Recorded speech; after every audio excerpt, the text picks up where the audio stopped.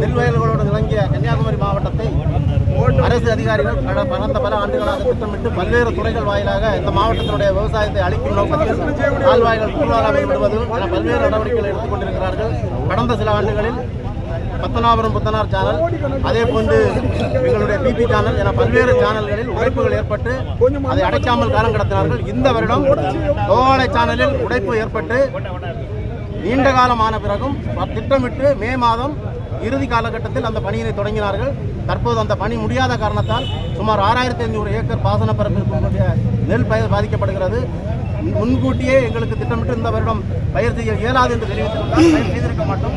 பயிர் செய்த நிலைமையில் கடுமையாக பாதிக்கப்பட்ட ஏழை விவசாயிகளுக்கு அந்த 6500 ஏக்கர் பயிர் செய்துள்ள விவசாயிகளுக்கு உடனடியாக அரசு இழப்பீடை அறிவிக்க வேண்டும் என்றும் அந்த புனரமைப்பு பணிகளை விரைவில் முடிக்க வேண்டும் என்று கேட்டு இன்றைய தினம் நாங்கள் மாவட்ட ஆட்சியர் அலுவலக அந்த கூட்டத்தை புறக்கணித்து போராட்டம் நடத்தி கொண்டிருக்கிறோம்.